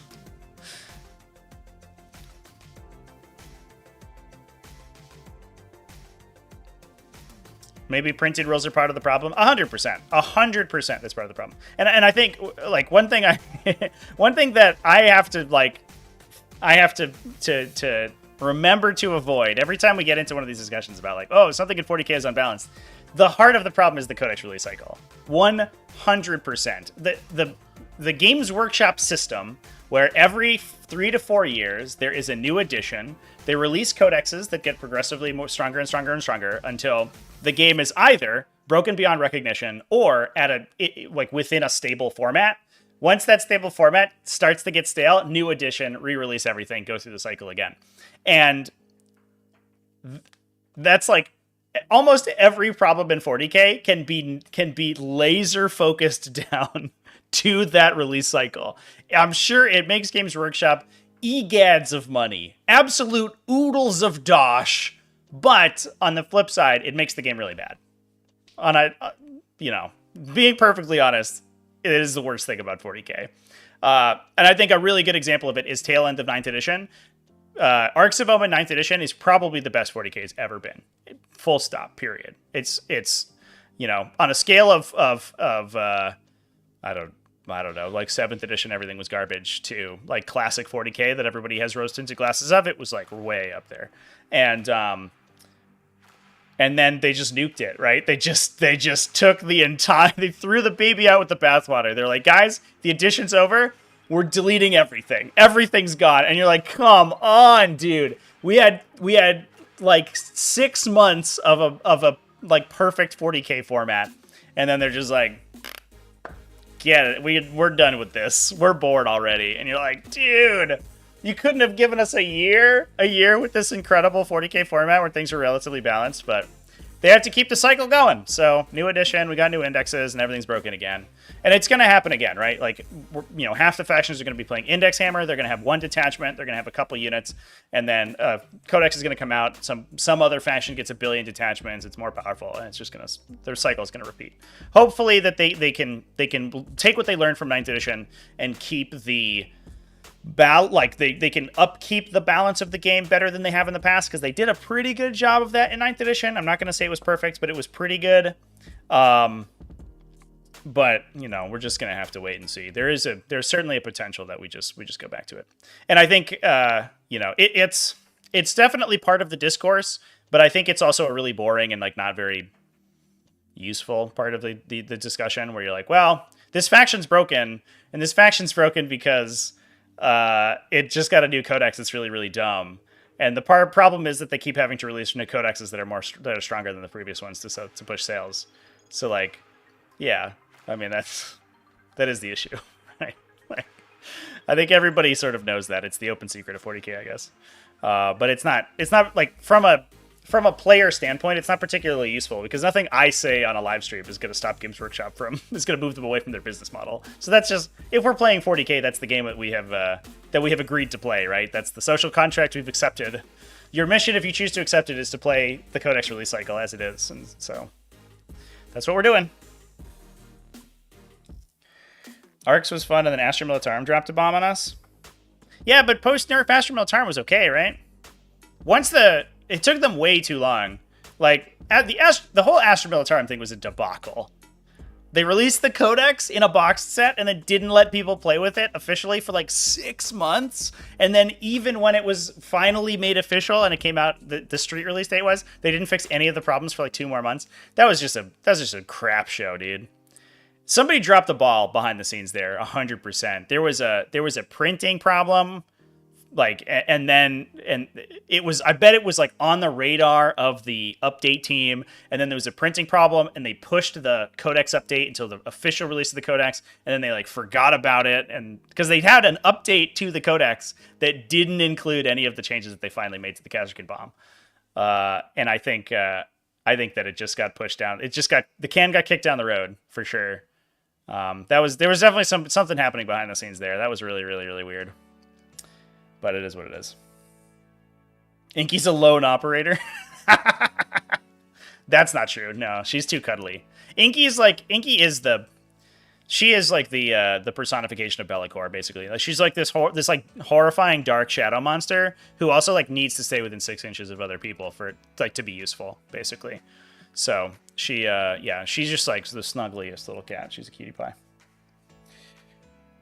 All for e-published game rules for 40k. Worried that Games Workshop will just mean subscribe to Now Forever plus play for DOC. Yeah. I mean, that's the real issue, right? It's like, I think that online resources for rules, and, you know, people have been like downloading rules and sharing PDFs for decades at this point, so it's not a new thing for the game, but I do think that that's probably cutting into the margins enough that Games Workshop then wants to push like the people who do buy codexes, they just gouge them harder and harder in order to like recoup that. But what they could do is just I don't know, maybe it's controversial. I think codexes are too dense. There's too much going on in Codex. Just cut all the extra stuff. Do like fluff publications with like a roundup of background or whatever, and then publish those, have a subscription service for everyone else who just wants rules. And I would pay $5 or $10 a month for Warhammer Plus if it came with all the rules. And I would pay I've been playing 40k, the modern 40k, for like going on 4 years now. So I would have paid at $10 a month, almost $500 to Games Workshop.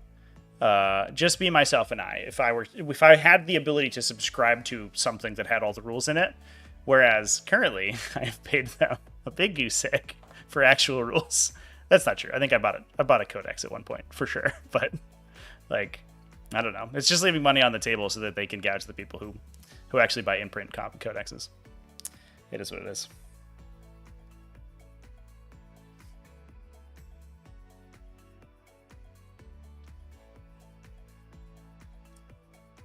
Does that make me Bellicor? No, I'm the one who becomes invisible next to Inky. If I'm within 6 inches of Inky, no one can see me. All they see is Inky. For sure. Case in point, as soon as Inky's on this camera, I am no longer the content creator here. She has taken over the stream. Yeah. Yeah, chat. But again, it's the codex release cycle. This is why we have to limit our discussion of of this issue on live streams, because it always devolves into trying to recreate the Games Workshop business plan. Yeah, but you know, in a way that would service us better, I guess. All right, we talked about Eldar lists from all these events that went undefeated. Seems like if you're at the big events, the Wraith Knight's really good. If you're at the smaller events, you're playing. There is the potential that you can play MSU, but it looks like, you know, clearly the number one is like, you know, between 2 and 3 tanks, a Wraith Knight, some number of MSU units, and then that's it, and the Incarn and Farseers and stuff. Now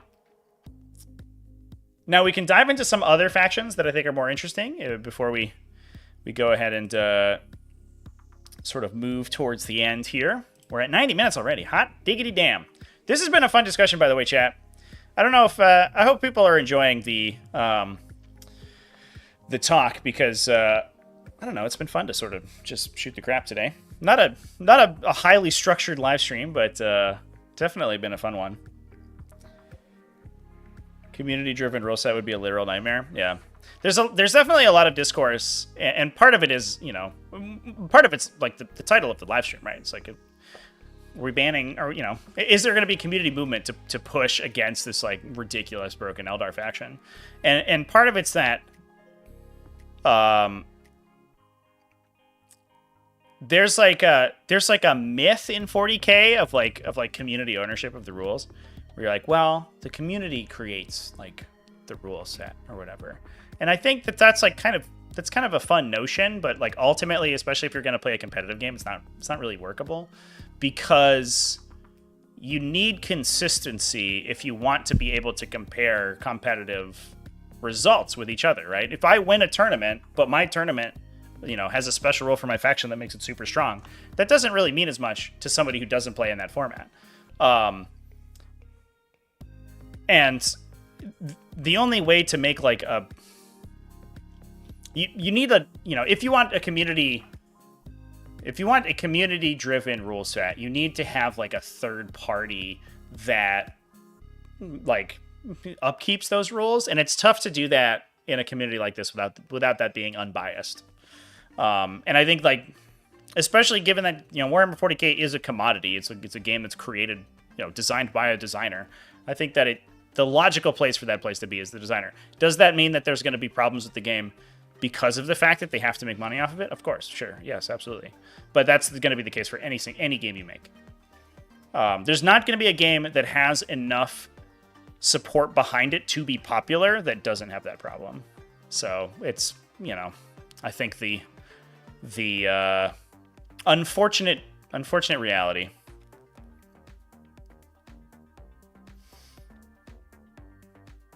Can we jump back to the Space Marine box? Is it good value? I closed my window on it, but I can go back to where it was.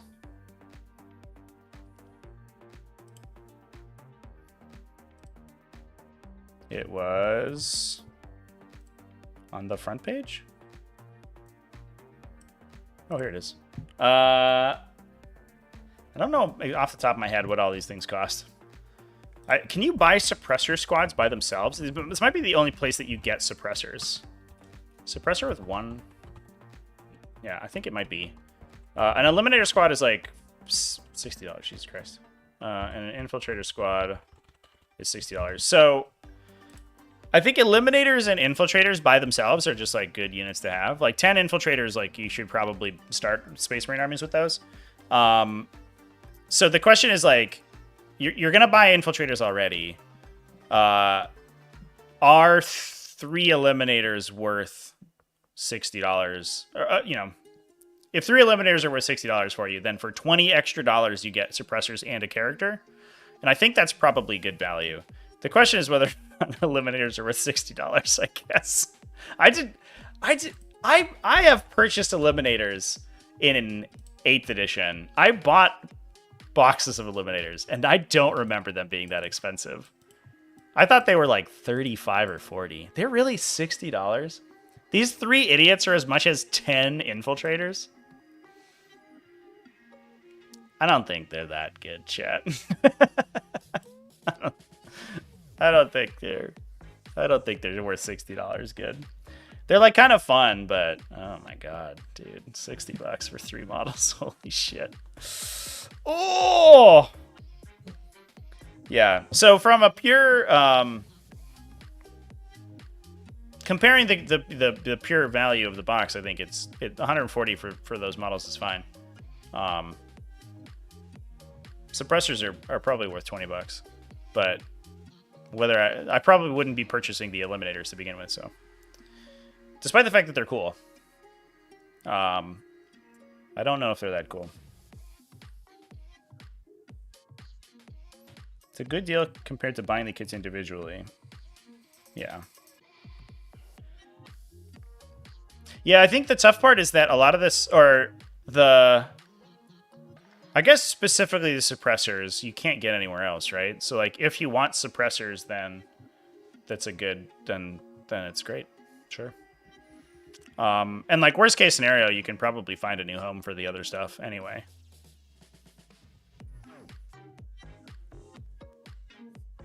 Eliminators wish they could be scouts again. Yep. Eliminators are good, dude. That unit's actually sick. It's just that it gets overshadowed by the other stuff in the faction. I mean, that's the problem with Space Marines, right? Space Marines have such a ridiculous datasheet bloat that it's so impossible to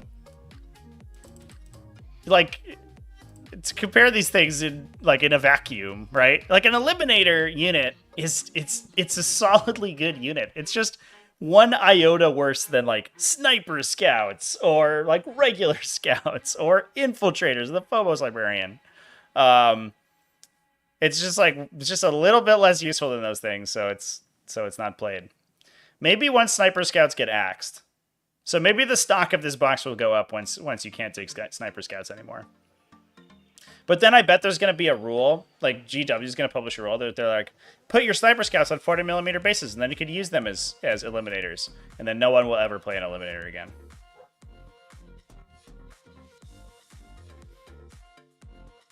You need to suppress the urge to buy the Flying Phobos Marines. So the weird thing about this box, this always got me, is that suppressors are not Phobos units. They're in, what is it, Tacticus armor, the like regular armor, but they were always Vanguard keyworded. And that was the whole Shadowspear box. It was like the Phobos army, but everything in it had the Vanguard keyword, which is an addition to the Phobos keyword. And a lot of the synergies within that box keyworded off Vanguard specifically so that they could work on suppressors, even though suppressors weren't Phobos units. It's just a weird place for that unit to be. They're also like, guys, it's the sneaky scout army, and then there's this dude with a huge like jetpack and a giant gun. And you're like, is this fit thematically with these other guys? I don't know, man. This dude, it's like an Apache gunship of a human being. Not exactly the stealthiest infantry unit I've ever seen in my life. Yeah, not even Phobos, chat. I always thought that was funny because they had to jump through a hoop to make those guys work with the other units in the book. Even though they were just like shoved in there sort of randomly.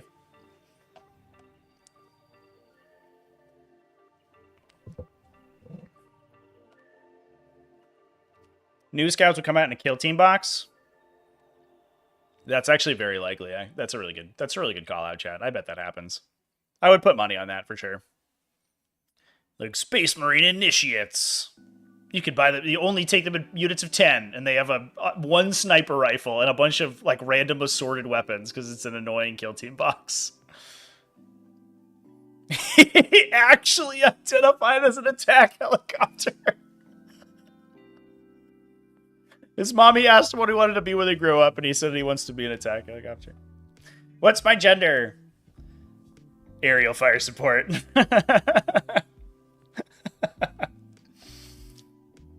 Still better than Nerf guns? Yeah.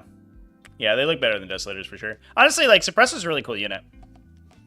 Actually, I think they're pretty sweet. You can also... when I assembled mine, I actually assembled them on the ground. They don't look too bad if you just don't put them on the flying stands. Of questionable legality, by the way. I don't know how tournaments feel about that, but there was no way I was putting them on that those little flibsy tiny flying stands. Those things would break immediately. So I just glued them to their base and they looked fine. Sometimes I put them on like stepping up on rocks and stuff. And you could probably like cut off the grav boots too if you just wanted to be standing on the ground.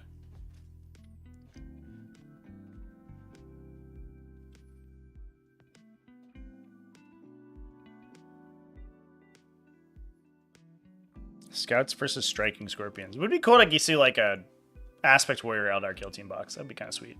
I'd love to see new Aspect Warriors for a lot of that stuff. Striking scorpions are one of the coolest. I mean, they're just predators, right? And predators are sweet. I love predators. It's just unfortunate that they the models are so old and they look so bad. I guess for striking scorpions, because they are cool. I guess the data sheet's bad now too. They used to be really good in 9th, but not so much anymore. Master of Possession being finally sold in a single kit.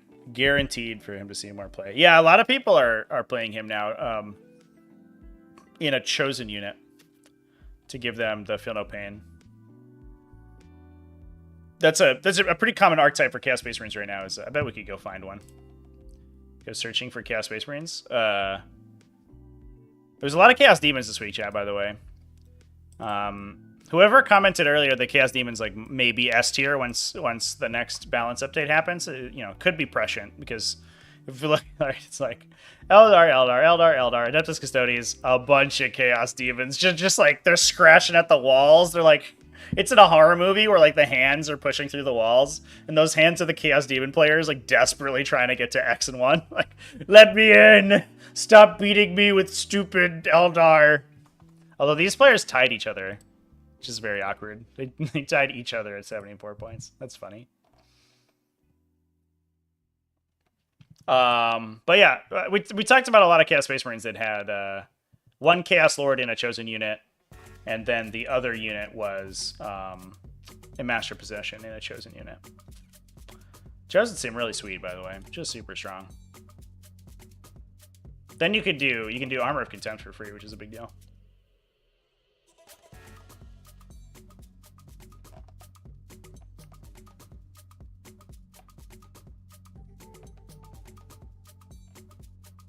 Can we show off the Master Possession? Yeah. We can take a look. It's just the one from the original Master Possession, whatever the box he came in, the Chaos Space Marine box. It's not that exciting, but it's a pretty cool model. I don't know. I like him. I think he's cool. Would it be good if the Demon's Index was good without named characters? Yeah. Part of it might be that it's Demonic Incursion, right, is the detachment right now. It's so predicated on Shadow of Chaos. It's like, if you're not in Shadow of Chaos, you don't do anything. And I think like that's part of the reason that Be'lakor is so required. But it could be that you just have like, real space incursion or whatever, and it's just like, just gives you bonuses for being on the table rather than deep striking around and doing all these like chicanerous Shadow of Chaos stuff. I could definitely see a different detachment that focuses more heavily on that. There also might be like, you could see maybe even just god-specific detachments where it's like you can only take Khorne Chaos Demons, but you get these big benefits, and then you wouldn't be taking Be'lakor, but you get all these benefits for taking the Khorne stuff. That would be cool. But yeah, Be'lakor is I think an unfortunate like he's unfortunately required for the faction right now, but it is what it is.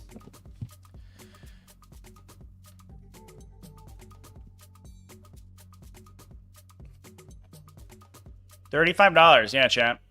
That is the price point for a single model kit. For sure. That's where it is right now. It's a lot.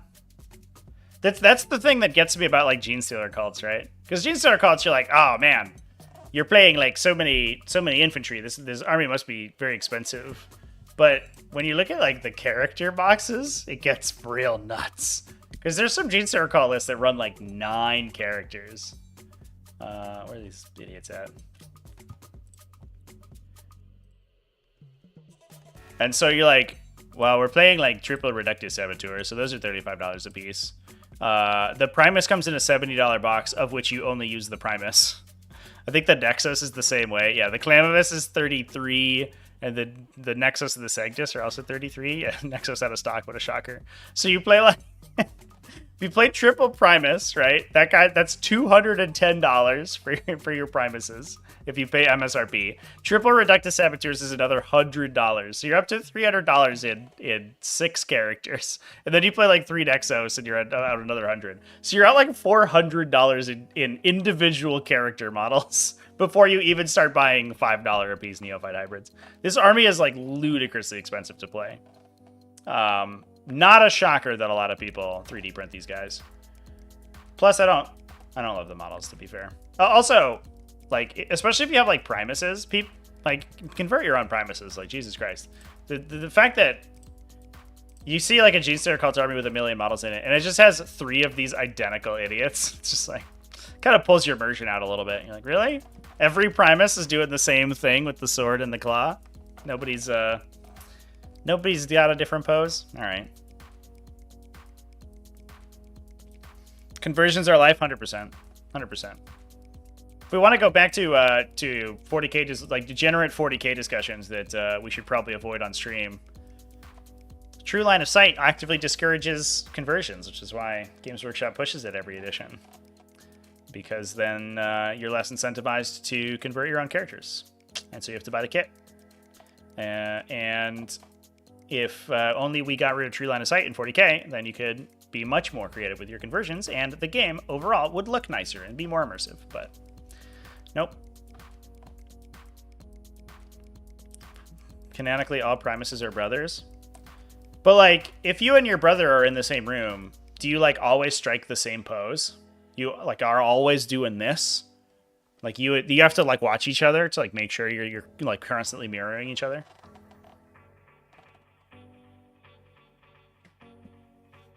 You're a hive mind after all.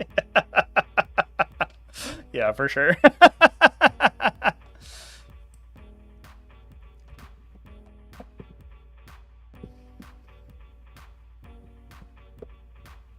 How can melee armies be improved? That's a good question. I mean, a lot of it is like a lot of the reactive rules are really toxic for melee armies, or, you know, like every faction has at least one thing that runs away when you get snare at, and, you know, you've like Phantasm and super duper strong Overwatch, and all of that is like very toxic to melee. I think, generally speaking, the melee stats being debuffed was unfortunate in the edition, but I don't think it like killed melee by itself. But you add that on top of all of this stuff being super toxic to melee. I think you remove instances of fight first, or you limit instances of fight first, and you limit instances of reactive, like, defensive movement, and I think that makes melee much easier to get into grips with right now. Yeah, Overwatch is, like, super dumb. I would love to see a nerf to Overwatch. Please, God, holy shit. Why is it 24 inches? Make it 12. Make it, like, 12 like it basically used to be. Alright, chat. I promised some Drukhari talk, because we got Skari from Scarredcast. He went X&1 with Drukhari at one of these events, which I've since forgotten about. Oh, this one. I clicked on. Nailed it. 5-1 with Drukhari. Look at these scores, by the way. 300s and a 99. Lost a 78 pointer. That's That's some numbers right there, chat. This doing numbers.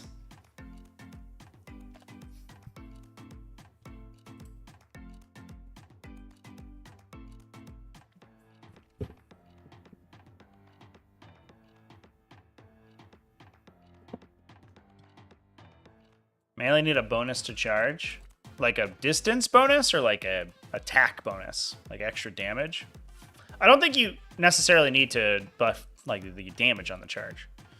It would be cool, like given that melee weapons are less powerful, to give a bonus on the charge. There's like a lot of stratagems to trigger when you charge and stuff. I think that's fine. GW should be allowing double Overwatch to the tournaments. Yeah, I agree with that for sure. Double Overwatch is like super dumb. Like, I understand the rules is written implication, and I think what Games Workshop does a lot of times is that the event team, like Mike Brandt's team, is not the same as the rules design team, and so a lot of times they're just given the rule set, and they're like, well, we have to make sense of this in a way that like makes the game playable, and so that's what they do.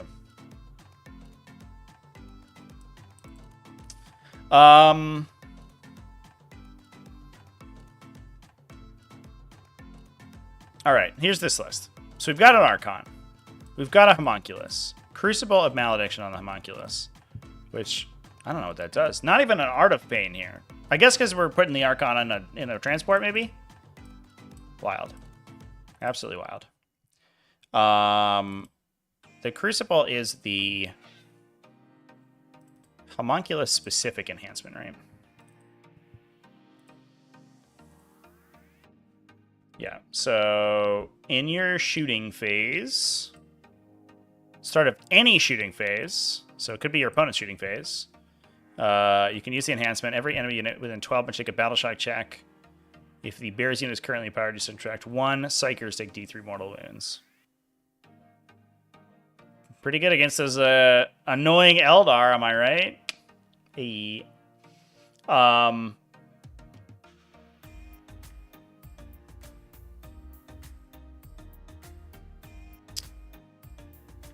So I guess what you want to do, there's like no way to make that work for scoring, right? I guess it's just sort of nice to have. How many points is it? Like 10? That might just be extra points, honestly. Yeah, it's out of phase shooting is really awkward. I guess what it does is like prevents them from like overwatching maybe, but seems very limited in its usefulness. Out of phase battle shock is never really good because it doesn't affect scoring that much, and it can disrupt.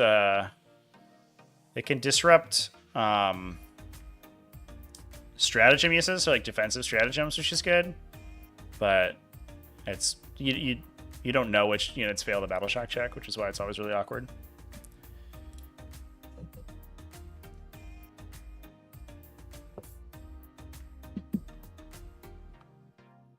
Look at Dark Eldar and then GSC and Necrons and think if they could put back 100 points of dead models on the board every turn, they could probably win.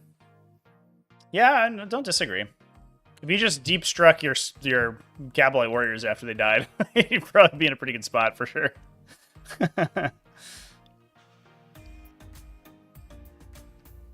Eldar would go away with Phantasm before it triggers. Yeah, Eldar. Well, I mean, maybe, right? The difference is that I mean, at that point, you're forcing them to use Phantasm on a unit that they don't necessarily want to if they're just using it to save D3 mortal wounds on their Psyker. But I don't know if that's particularly relevant, to be honest. So it's 3 units of 10 Cabalite Warriors, Rax, triple Venom. So I imagine what we're doing is splitting off the shooty Cabalites. Are we taking a Tantalus in this list? No. Avoid Ripper Bomber.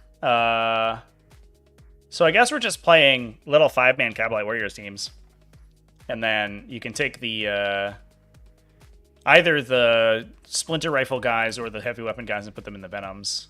The Splinter Rifle guys are pretty good because you could just like rock them out and steal objectives with them. And they're not super expensive. 1 Chronos to regenerate command or pain tokens, triple Mandrakes, triple Ravagers, double Scourges. Not triple Scourges, double Scourges. Whoa! Plus a Death Jester, a Solitaire, a little bit of a backline punch from those guys, and then the Void Raven Bomber with the Dark Sides. Yeah, so those have just a ridiculous number of Strength 8 2 damage shots. So they're really good at clearing out like medium infantry. So really technical list. I mean, like triple Mandrake's really good for tacticals. Venoms and Cavalry Warriors really good for tacticals. Not quite as straightforward as I was expecting, to be honest, because like, a lot of times you just see like Windmill Slam, triple Scourges, let's go. But it looks like we've split off a couple Scourges to take more of the utility units, which is cool.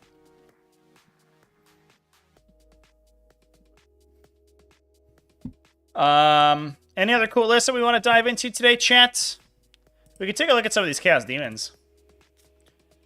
These are basically undefeated Chaos Demon lists, or they're basically like X1 Chaos Demons lists because they only drew, and the only draw was against other Chaos Demons. So like realistically, it's probably kind of the same. This is running a Demon Prince. I've been seeing the Demon Prince a lot lately, actually. The Foot Demon Prince. And he's got the 4+ Feel Pain baked in this one. That's cool. And the Nurgle one's higher toughness, I think. Although the higher toughness doesn't really help him, if I remember correctly, because he goes to like a weird toughness break. We then have Kairos, Lord of Change, the old 1-2 punch there of the two bird boys. Shalaxi, Changeling, double Nurglings for secondaries, triple Flamers for secondaries. Feels kind of light on the ground. Oh, there's a big unit of Flamers, that's why. There's a big unit of 6. So we can actually shoot a unit off an objective.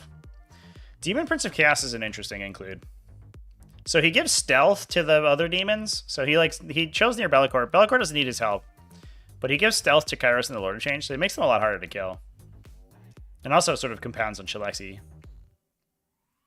And then he's like a pretty solid late game. The downside is that the non-Khorne Chaos Demon, the Demon Princes, are like strength 8. So they're good against the infantry, but once they hit a tank, they just bounce. Bunk. Which is unfortunate for them. But the Khorne ones are pretty good. But this guy's super tanky, so he can just sort of chill in an objective for a while. Seems solid. Can we look at to see if any Admac went X1? We can take a look. I don't know if... I didn't notice any when I was reviewing these this morning. But I could have missed something.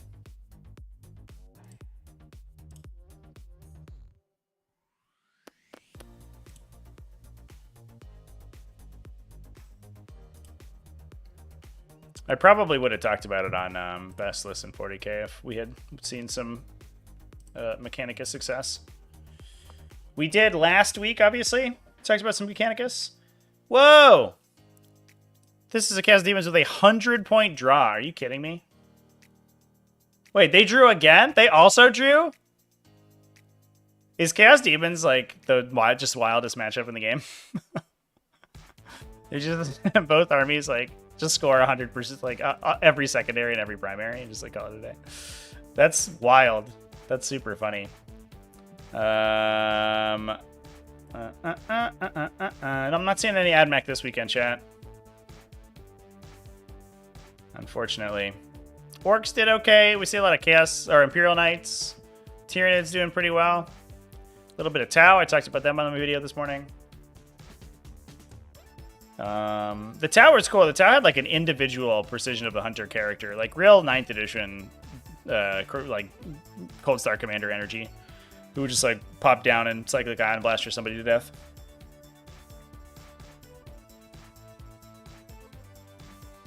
Or what about the Black Templar list? Somebody has to tell me which event that was in, because I don't know off the top of my head. Guess we could look and see if there's a Black Templar hiding somewhere over here.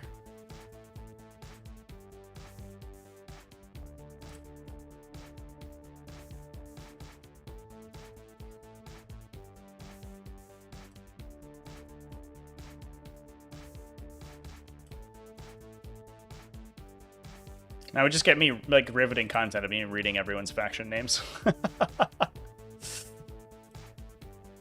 I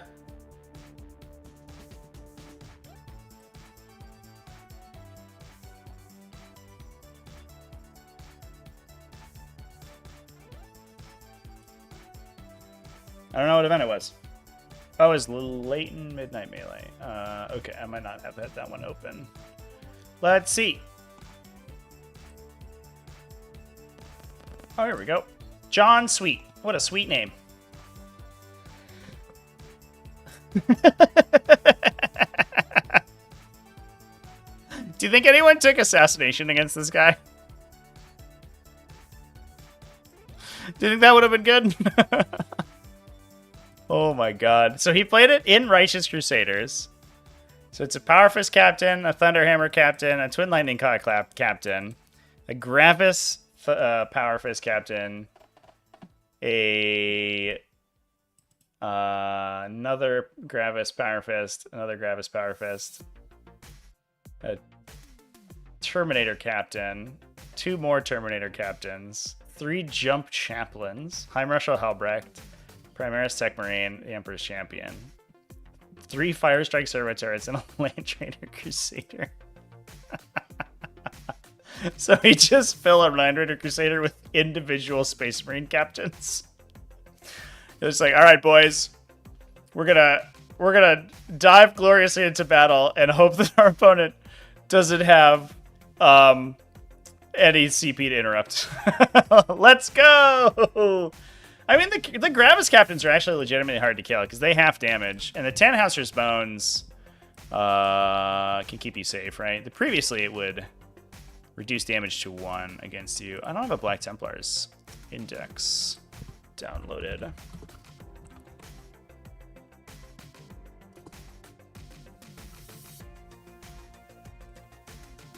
gonna have to download it, chat.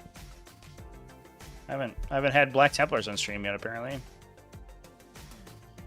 That is a funny it's a funny list. Oh my god. I mean, like, unironically, Space Marine captains are pretty good at fighting, right? Like, those guys just slap pretty hard. And then you can buff them with the Righteous Crusader buffs. So we're running Tannhauser's Bones on a Terminator guy, right? Yeah, Terminator captain. So he gets half damage and a 5+ feel no pain if you uphold the honor of the Emperor. What do you usually vow for this, probably, right?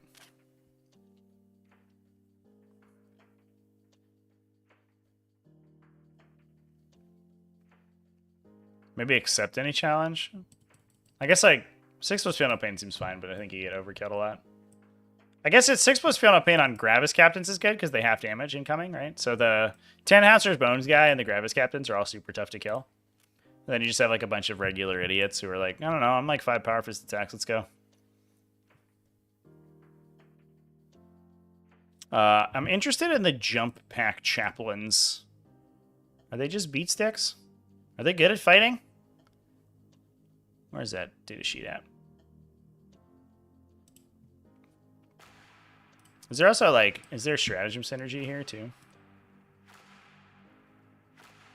This doesn't do anything in that army. Because you can't, it's all individual model units, right?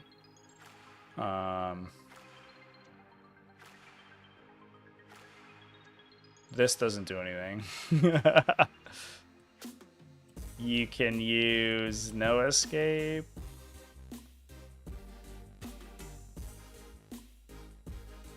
You can get like +1 AP on melee, ambitious riposte. I guess you can fight on death on a 4+. It feels just like worse than Gladius Task Force, but I don't know. Maybe I'm missing something. Where'd that jump chaplain? That chaplain is. Where's that guy at?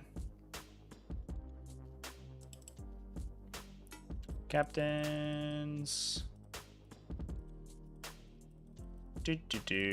Chaplain with jump pack. So their leader abilities don't do anything because they can't lead units in this list. Oh, they do impact attacks start a fight. Oh, that's good, actually. On a 4+, they do D3 mortal wounds. On a 6, they do 3. And you get that 3 times. Okay. Okay. And then they either have 5 strength 6 or 4 strength 8 attacks. All right. I get it. Those guys are pretty solid. How many points for that? 85? Send it. Let's go. That's not too bad. Plus you can deep strike them, right? The Tech Marine has Witch Seeker bolts. Oh, this isn't the page I wanted. Which give you Anti-Psyker 4 and Devastating Wounds. You get reroll wounds if you take a Horror of the Witch. That's solid. Just shoot that guy's Forge Bolter and like auto kill a Farseer or something. Like, would you like to Fate Dice 4 mortal wounds? Get wrecked. That's actually kind of a good combo right there. That's a solid enhancement for sure.